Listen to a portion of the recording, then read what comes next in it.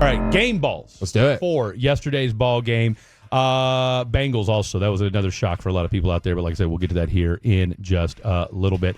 All right, so game balls, I'll give, let's see. My first one's got to go to Brandon Aubrey. Let's do it. Okay, Brandon Aubrey, 4 of 4 from distance yesterday. Mr. Automatic. Knocks down a 66-yarder. Would have been 5 for 5 if that would have been good, or as far as legal. Not the flag doesn't get thrown there, or the delay of game, whatever it was. But Brandon Aubrey looked incredible yesterday, and once again, knowing that you have a kicker who is automatic. Again, haven't had to necessarily have him kick in a big pressure moment yet. I mean, yes, he's had a couple must wins, but I'm talking about with a championship, playoff game, something like that, must-win game on the line, you feel good that Brandon Aubrey can be that guy, and he certainly showed it yesterday. That was my number one game ball. Brandon Butter Aubrey. I'm not going to lie, we might have to do a couple game balls because there was a lot of good. No, we're going to. We're doing 3 apiece. There was a lot we saw good from the Dallas Cowboys, and I'm going to start on the defense side of the ball. I got to go to a guy that I was hype on all offseason. Yeah. Former Longhorn. Hurt last year. We finally got to see what he was talking about. Linebacking core was something that was abysmal last year. I would say you easily had a bottom five linebacking core. You're playing nickel, playing dime, and it just looks terrible last year. You finally have some respectable linebackers. Got to give it to Demarion Overshown. Ends the game with 11 total tackles when you count his assists and solos. Was in the backfield, got himself a sack, and then also had the play that had Dallas media going crazy, the closing speed. Had the internet going nuts. I think it was 2.9 seconds, 14 yards. I mean, it looked like Micah Parsons. If you slapped an 11 on him, and maybe I think he's a little bit taller than him, so maybe take a couple, make him a little bit shorter. He looked just like him out there. Didn't look much different chasing Deshaun down. And to have the speed and athleticism in the linebacking group with the instincts of knowing where they're going with Kendricks next to him. Yeah. I mean, it's just a complete game ball to me. I mean, that is something that I think will translate to having a more respectable run defense, to having linebackers that know how to read and react 100%. to the holes. That I was very impressed with. That's why it's my first game ball. Demarion Overshown. Could have easily given it to Eric Kendricks, who probably was just the MVP of the defense, just holding everything down, gets the interception, ends up with 8 or 9 total tackles, 3 of those assisted, 6 solos, had 2 sacks. He was all over the place. So I'll kind of combine into just the linebacking core in general gets a game ball from Blake. No, it really did. I'm going to stick with the defensive side of the ball as well, and I got to give it to Micah Parsons. Yeah. I mean, that's what you call a game record. Let's not state the obvious here, but sometimes that's exactly what you need to do, and let's not overcomplicate things. Number 11 was a game record yesterday. He's the proverbial affects the game even when he's not. He affects the game in more ways than the stat box, and so you saw that from him yesterday. There was one sack in particular where he got chipped, but then came around the middle and got a sack on Deshaun.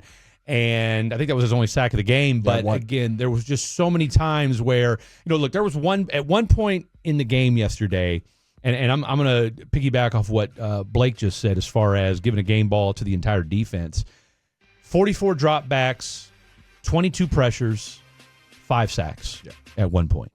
All right. And I think he finished up with 48 dropbacks when it was all said and done. And this Browns O-line is makeshift right now, but historically is a decent O-line. It's not like they're one of the worst. Now, I know they're moving some pieces around with some injuries and whatnot, but they were not up to par. But here's the thing. But here's what it goes down to. You did what you were supposed to do. Yeah. Okay? You put your foot on their neck and you finish the job. You let them know they were not good. There was a weakness there with that offensive line, and you exploited it throughout 60 minutes of the ball game yesterday, and that's exactly what you're supposed to do. And you couldn't have asked. Again, the defense is usually a little bit further ahead than the offense. And, throughout the course of the NFL games yesterday, it kind of was the opposite. But you definitely saw that with Dallas yesterday, that the defense was or is right now a little bit ahead of the a little bit ahead of the offense. And, for any acclamation of, what kind of, transition is it going to be going from Dan Quinn to Mike Zimmer? I mean, Mike Zimmer is I don't know that I would want Mike Zimmer to be my head coach. But who is a DC? Mike Zimmer is that dude when it comes to being a defensive coordinator. I mean, the amount of stuff of trickery that he was doing, I think at one point, Overshown was at a 5 tech, and he had Osa the 3, and the next thing you know, they're flipping, and one's going out to the flat. it's just confusing defenses. And when you have this athleticism, that stuff actually works. Now, when you're doing it with me and Fred out there at linebacker, you're like, okay, yeah, deal, man. We don't care that you're in the 3 tech, you're in the 5, we can block you. But when you have, it's Overshown now. Yeah. It's Micah. It's Osa. Whoever it is out there, it makes it a lot more difficult. What kind of linebacker do you think you would be? What would be your style? I'm thinking Fred Warner-ish. No, yeah. Probably from the Cardinals, from Clemson. What's his name? He got traded. Isaiah Simmons? Isaiah Simmons. Kind of like he's been traded like 2 more times. Yeah, kind of like in the league right now. Kind of like a slot.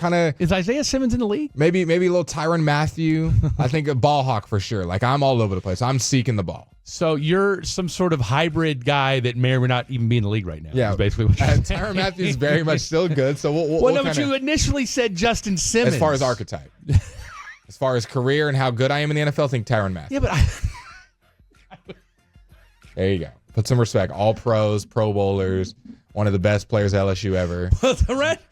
When you say Tyrann Mathieu, I get that. But when you go Justin Simmons, who has Isaiah Simmons. Justin Simmons is, I think, a D-tackle. Safety for the Falcons. Isaiah Simmons. Interesting. A lot of Simmons in the league. Okay, to wrap up the front 7 talk, yes. Micah Parsons was the best pass rusher in football in week 1. Had 9 pressures, the most of any player in week 1, was just wreaking havoc no matter what. DeMarcus Lawrence also has got to get a good shout. He's not known for getting sacks. He ends up with the most sacks. He gets 2 of them along with Kendricks. For 3 TFLs, by the way. 3 TFLs, negative 16 yards when you go for what he was able to impact. When you have probably one of I would say a top 5 when it comes to edge as far as defending the run, when he's also able to get sacks, that's just an added bonus, added cherry. And DeMarcus Lawrence, we've seen kind of as he's gotten older, it kind of adds a new gadget to his game every year. I'd be interested to talk to Brian and kind of dig into the tape of what he saw, why he was able to get in the backfield so well, maybe just how bad the Browns O-line was. But everybody was eating right there. But enough of the front 7 talk. I want to give another game ball to someone in the secondary. This is the guy I had my eyes on him this offseason. Yeah. And I was like, is he going to live up to the billing? Because he's going to have a tough week 1 opponent with Deron Bland going down. That was our boy Kalen Carson, the walking seatbelt. Now, I will say this. There's a caveat. Did he play great all 4 quarters? No. The second half, he definitely got a little picked on. Jerry Jeudy was definitely going at him.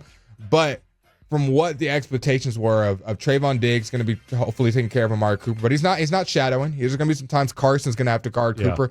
And then also on the flip, you're going to have to guard Jerry Jeudy, who's a very good route runner. So it's no slouch of your first week 1 opponent. And Kalen Carson. Pissed off is Jerry Jeudy, by the way. Why? You went from the disaster that was Denver, and then you go to Cleveland. You're like, can I just get a quarterback that can throw the football, please? Yeah. At least they'll win a little bit more games, though. Kalen Carson versus Amari Cooper, 2 catches allowed, 16 yards allowed, 2 pass deflections. Not bad. And I'll take that any day of the week. And rewatching it, it was a slant route where he's an off coverage and an out route when he's 10 yards off. Like, he's playing. He didn't get past him. I like he was talking that mess, too. I like a guy's got a little bit of an attitude, especially at corner. He's a secondary guy, man. That's what they do. I just like that. I think the future, in my opinion, is me just thinking out loud. Jordan Lewis, maybe at some point, who's been really good for you. Yeah. Maybe it moves on. You slide Kalen inside, or you slide Deron Bland, 1 or 2 of those guys, and you got him, Diggs, and Bland for your future of your cornerback room. I think looks really, really good, and he showed why he was ready for the moment. I got to give big ups to Kalen Carson. Final game ball for me as we wrap this first hour up, the Jones family. Why? Because you paid Dak, and now we don't have to talk about it. We can clown it. We can love it up. We can say, what were you thinking? Whatever. But you know what? It's one more topic that we don't have to talk about for the rest of the season. In fact, we don't have to talk about it for the next 4 years. We can, again, criticize it. We can pick at it. We can talk about it. But we don't have to question it.